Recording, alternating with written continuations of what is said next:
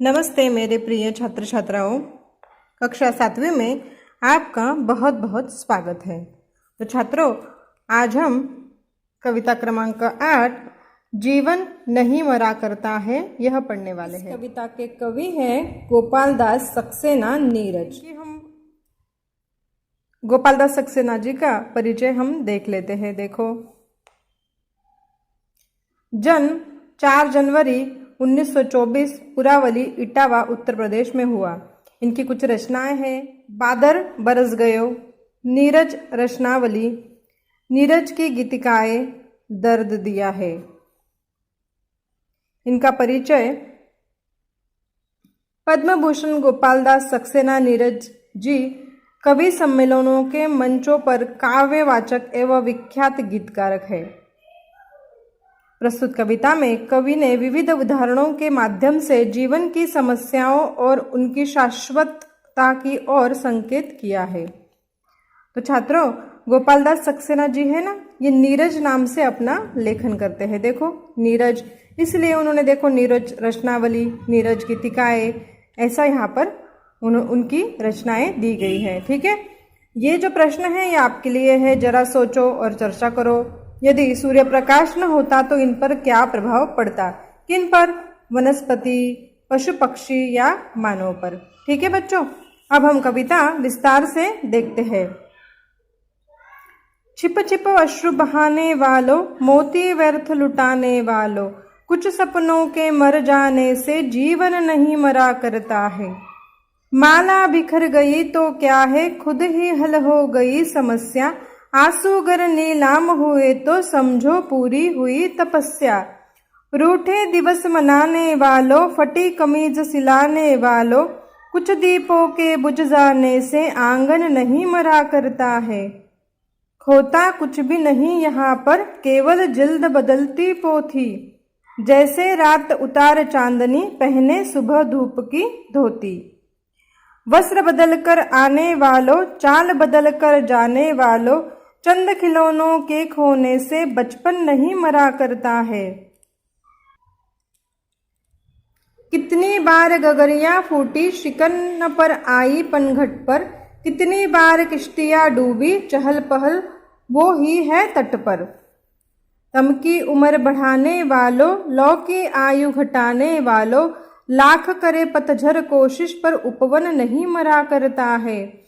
लूट लिया माली ने उपवन, लूटी न लेकिन गंध फूल की। तूफानों तक ने छेड़ा पर, खिड़की बंद न हुई धूल की। नफरत गले लगाने वालों, सब पर धूल उड़ाने वालों, कुछ मुखड़ों की नाराजी से दर्पण नहीं मरा करता है। छात्रों, हमने अभी कविता का मुक्त पठन किया है। अब हम कविता के भावार्थ को समझने की कोशिश करते हैं। मैं फिर से कविता की लाइनें पढ़ती जाऊंगी और आपको उसमें छुपे भावार्थ समझाती हूँ। देखो, छिप छिप अश्रु बहाने वालों, मोती व्यर्थ लुटाने वालों, कुछ सपनों के मर जाने से जीवन नहीं मरा करता है। देखो बच्चों, यदि हमारा कोई सपना पूरा न हो पाए, समय से पहले ही टूट जाए, तो हमें निराश नहीं होना चाहिए। छिप छिप कर रोना नहीं चाहिए। आंसू रूपी मोतियों को व्यर्थ नहीं बहाना चाहिए। कुछ सपने यदि पूरे नहीं हो सके तो जीवन समाप्त नहीं होता है, जीवन तो चलता ही रहता है। इसीलिए कभी भी निराश नहीं होना चाहिए। माला बिखर गई तो क्या है, खुद ही हल हो गई समस्या। आंसू अगर नीलाम हुए तो समझो पूरी हुई तपस्या। रूठे दिवस मनाने वालों, फटी कमीज सिलाने वालों, कुछ दीपों के बुझ जाने से आंगन नहीं मरा करता है। तो बच्चों, इसका भावार्थ यह होता है, इसका सरल अर्थ यह होता है कि यदि माला जो होती है वो अगर टूटकर बिखर गई तो चिंता नहीं करनी चाहिए। यदि हमारे आंसुओं पर लोगों का ध्यान जाता है तो समझना चाहिए कि हमारी तपस्या पूरी हुई। ठीक है। नीलाम, नीलाम का अर्थ होता है बिक जाना।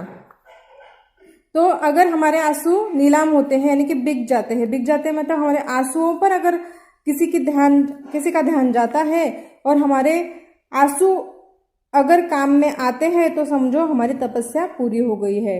इसी प्रकार परिस्थितियों से हारकर रूठकर बैठ जाना समस्या का कोई हल नहीं होता। समस्या से हमें जूझना चाहिए, समस्या से हमें रास्ता निकालना चाहिए। यदि हमारी कमीज फट जाए तो उसे फेंकना नहीं चाहिए, तो उसे सिलाना चाहिए, फिर से उसको हम नया बना सकते हैं, फेंक नहीं देना चाहिए। हमें यह ध्यान में रखना चाहिए कि आंगन में जलते दीपों से कुछ यदि बुझ जाए तो बाकी दीप आंगन में अपना प्रकाश फैलाते रहते हैं। देखो, कुछ दीपों के बुझ जाने से आंगन नहीं मरा करता है। अगर आंगन में हमने बहुत सारे दीप लगाए हैं, अगर वो उनमें से कुछ दीप बुझ गए तो पूरा आंगन मरता है क्या? नहीं। जो बाकी के दीप बचे हैं तो वो आंगन को प्रकाशित करते हैं। ऐसा ही हमारा जीवन होता है बच्चों। अगर कुछ समस्या आ जाए तो जीवन समाप्त नहीं होता। जीवन में ऐसे बहुत से और कुछ काम होते हैं जो हमें आनंद देते हैं, हमें वो उत्साहित करते हैं, उनकी तरफ हमें ध्यान देना चाहिए। आगे देखो, होता कुछ भी नहीं यहाँ पर, केवल जिल्द बदलती पोथी, जैसे रात उतार चांदनी, पहने सुबह धूप की धोती। वस्त्र बदलकर आने वालों, चाल बदलकर जाने वालों, चंद खिलौनों से खोने से बचपन नहीं मरा करता है। तो बच्चों, इस जिल्द का अर्थ होता है पुस्तक का बाह्य आवरण। ठीक है, देखो ये जो पुस्तक पर आवरण लगाया हुआ है ना, इसको कहते हैं जिल्द। ठीक है, तो कुछ भी नहीं होता यहाँ पर। इस दुनिया में कुछ भी समाप्त नहीं होता, केवल उसका रूप बदलता रहता है। रात के बाद दिन का आना ऐसा लगता है मानो रात ने चांदनी रूपी वस्त्र उतार कर धूप रूपी वस्त्र पहन लिए हो। ठीक है, हमें यह समझना चाहिए कि बचपन में खेलते समय कुछ खिलौने अगर टूट जाते हैं तो इससे बचपन नहीं मरा करता है। ठीक है, तो कुछ खो भी जाते हैं परंतु बच्चों के आनंद पर कोई असर नहीं होता। हम छोटे होते हैं तब हमारे बहुत से खिलौने टूट जाते हैं, खो जाते हैं, लेकिन हम फिर भी हमारा बचपन खत्म हो जाता है क्या? नहीं होता। इसी प्रकार जीवन का भी होता है बच्चों। और ये देखो, वस्त्र बदल कर आने वालों, चाल बदल कर जाने वालों। चाल बदल कर जाने वालों मतलब जैसे हम जन्म लेते हैं तब की हमारी चाल और अब की हमारी चाल में बहुत अंतर है ना। तो जैसे जैसे हमारी उम्र बढ़ती है, हमारी चाल बदलती जाती है। इसलिए हर एक व्यक्ति जब जन्म लेता है तो दिन ब दिन उसकी चाल बदलती जाती है, लेकिन उसका जीवन समाप्त नहीं होता। वो अपना जीवन अच्छे से व्यतीत कर सकता है। ठीक है, अगली पंक्तियां देखते हैं अभी। कितनी बार गगरिया फूटी, शिकन पर आई पनघट पर, कितनी बार किश्तियां डूबी, चहल पहल वो ही है तट पर। शिकन का मतलब होता है सिलवट या फिर चिंता। पनघट वह स्थान जहां लोग पानी भरते हैं। किश्तियां का मतलब होता है नाव, जो पानी में चलती है ना, वो नाव। तो कितनी बार गगरिया फूटी, शिकन न आई पर पनघट पर। कितनी बार गगरिया फूटी, जो पनघट पर लोग पानी भरते हैं ना, देखो ये दिखाई दे रहा है पनघट। तो पहले मिट्टी के जो घड़े होते थे उनसे पानी भरते थे हमारी माताएं, बहनें। तो बहुत बार वो घड़े टूट जाते थे, लेकिन शिकन न आई पनघट पर। पनघट पर कुछ असर होता है क्या? कितनी भी गगरिया फूटे लेकिन पनघट पर कुछ भी असर नहीं होता। और किश्तियां जो चलती, मतलब नाव जो पानी में चलती है, अगर वो डूब जाए तो पानी को कोई असर होता है क्या? नहीं होता, पानी तो बहता ही रहता है। इसी प्रकार जीवन का भी होता है बच्चों। पनघट पर पानी भरने वालों का हमेशा आना जाना लगा रहता है। जाने कितनी गगरिया आए दिन टूटती रहती है, परंतु पनघट उसका कभी शोक नहीं मनाता। वहां की चहल पहल पर कोई फर्क नहीं पड़ता। देखो, तम की उम्र बढ़ाने वालों, लोग की आयु घटाने वालों, लाख करे पतझर कोशिश पर उपवन नहीं मरा करता है। तो तम यानी अंधकार, पतझर यानी पत्ते झड़ने की ऋतु। जब आपने देखा होगा पेड़ों से ऐसी एक ऋतु आती है जब पेड़ से सारे पत्ते झड़ जाते हैं, वो ऋतु। लेकिन पत्ते अगर झड़ भी गए तो भी उपवन यानी कि जंगल या फिर कोई उद्यान वो नहीं मरा करता, वो फिर से राह देखता है कब नए पत्ते उगेंगे पेड़ पर। ठीक है, तो ऐसा ही है कि निराशावादी दृष्टिकोण रखने वालों से मन मस्तिष्क में अंधेरा बढ़ता है और आशा रूपी प्रकाश की लौ की आयु कम होती जाती है। मतलब अगर हम निराश रहे तो हम कुछ भी नहीं कर सकते हैं, लेकिन अगर हम उत्साहित रहे तो हम बहुत कुछ कर सकते हैं। तो इसी प्रकार जब पतझड़ आता है तो उपवन के सारे पुष्प पत्ते सब झड़ जाते हैं, परंतु वसंत के आते ही सभी वृक्ष नए कोमल पत्तों से लद जाते हैं। पतझड़ की लाख कोशिशों के बाद भी उपवन हरा भरा हो ही जाता है जब वसंत ऋतु आता है। ठीक है, आगे देखो। लुट लिया माली ने उपवन, लूटी न लेकिन गंध फूल की, तूफानों तक ने छेड़ा पर खिड़की, बंद न हुई धूल की। नफरत गले लगाने वालों, सब पर धूल उड़ाने वालों, कुछ मुखड़ों की नाराजी से दर्पण नहीं मरा करता है। ठीक है, तो बच्चों इन पंक्तियों का भावार्थ है, माली प्रतिदिन उपवन के सभी फूलों को तोड़ लेता है, लेकिन वह वहां फैली सुगंध नहीं लूट सकता। तूफान आते रहते हैं परंतु सुगंध के स्रोत का वे कुछ नहीं बिगाड़ सकते। कुछ लोग सदा नफरत का भाव मन में लिए रहते हैं। नफरत गले लगाने वालों, सब पर धूल उड़ाने वालों, कुछ मुखड़ों की नाराजी से दर्पण नहीं मरा करता है।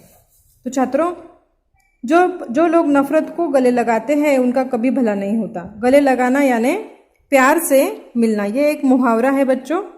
सब पर धूल उड़ाने वालों, ऐसे लोग होते हैं जो दूसरों की कमी निकालने में ही खुद का भला समझते हैं, लेकिन ऐसे लोगों का कभी भी भला नहीं होता क्योंकि उनका समय सिर्फ बर्बाद होता रहता है।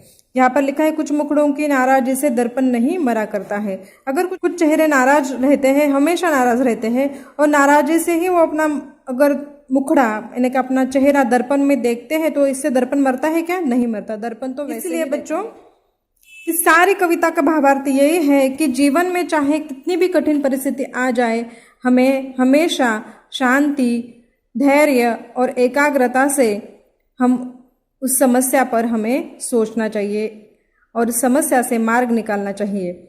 सिर्फ रोते रहने से हमारा कुछ नहीं होगा, हमें हमेशा समस्या से बाहर निकलने की कोशिश करनी चाहिए। और देखो, जीवन का तो यही चक्र है, सुख दुख आता ही रहता है। कभी दुख तो कभी सुख, सुख के बाद दुख और दुख के बाद सुख, ये तो चलता ही रहता है, लेकिन जीवन कभी समाप्त नहीं होता है। ठीक है बच्चों, तो ये जीवन की वास्तविकता है, ये आप अभी से समझ लीजिए और जीवन को एक नए नज़रिए से देखने का प्रयास कीजिए।